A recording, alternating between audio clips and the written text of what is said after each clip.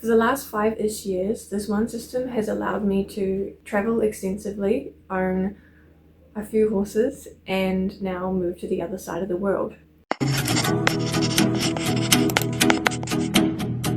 No get-rich-quick scheme, no trust fund, just consistency. And today I'm opening up my spreadsheet to show you exactly how it works. A quick disclaimer, I'm single, I have no kids, I'm relatively healthy and don't have any huge financial burdens. I'm not going to sit here on my high horse and say that this system works identically for everyone, but this structure can flex to fit a lot of situations. Case in point, when I graduated, I was on roughly $400 a week with 2 horses to feed. I couldn't afford to eat properly because feeding them was my top priority. It was genuinely hard. So this isn't just a system that works when money is easy, it's a system that got me through when it wasn't. Step 1. And this is the boring but non-negotiable one. Track everything that goes in and out of your bank account. Every cent for the last month, ideally for the last 3 months. Download a CSV of your last 3 months of transactions. Categorize every line. Income, fixed expenses, optional expenses. Separate investing and savings out as its own category.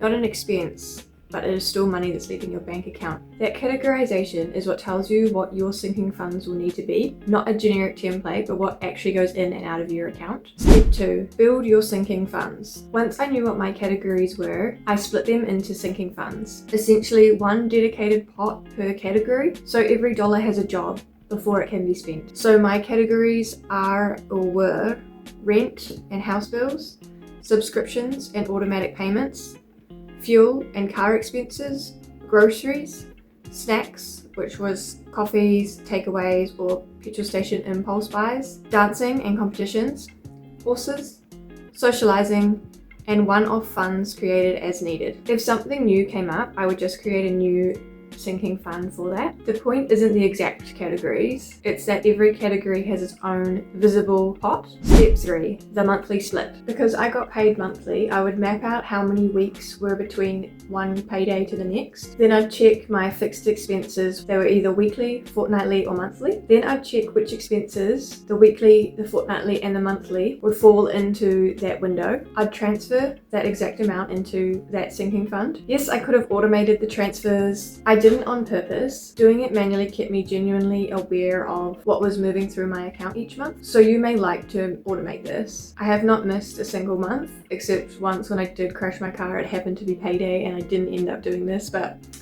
it was a one-off. Having these sinking funds removes the mental math. It simply showed me this money was accounted for, this money was accounted for, and this money was accounted for, and I didn't touch it for any other purpose. Step 4, giving the leftover money a purpose. What was left in my bank account after transferring to each sinking fund was money that I then gave a task to. I would transfer it out of my bank account into another separate bank account that I didn't have a card for, or I would transfer it to different investment funds. I never felt richer on paydays because leftover money already had a job and it wasn't sitting there visible in my bank account and tempting me to spend it. One catch, keep a liquid emergency fund.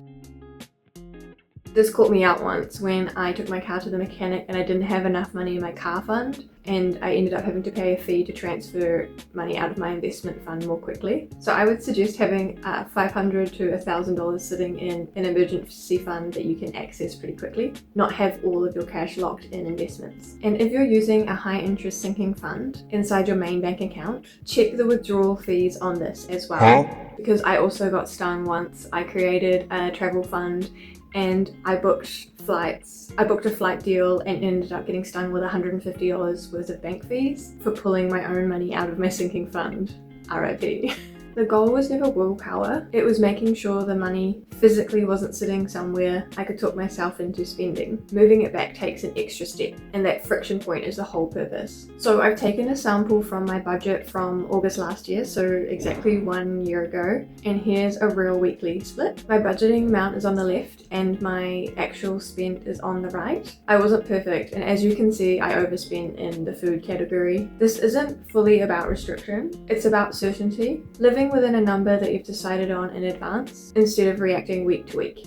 The big picture, macro tracking. Beyond a weekly system, once a year I turn each category into a graph and look at the big picture. And like most millennials, my biggest expense by more than double was rent, even when sharing a house with multiple people. So it's worth zooming out occasionally. You might think your rent is reasonable, but a different setup could save you thousands per year. Same goes for insurance and phone plans. There are comparison sites that can give you suggestions within minutes. This is what I did when checking if there were cheaper insurance options for my car. And it's always good to check your subscriptions on an annual basis, not just monthly. $25 a month may feel small, but that's over $300 a year. Stack a few streaming sites together and that's over $1,000 a year without even noticing. Investing this instead could leave you with roughly $14,000 after 10 years, or around $40,000 in 20. You don't need to cancel everything forever, just don't be lulled into keeping your subscriptions out of habit. Rotate them, reassess, make the account work for you. You don't need a huge income to relocate somewhere new, travel the world, or invest. You need a system that removes decision making from the process. If you want to try this yourself, I've linked a free monthly tracker below to get you started, plus a more in-depth one if you want a full micro and macro breakdown. Subscribe if you want to see these numbers play out in real life, in a new country with a moderate salary. See you in the next one.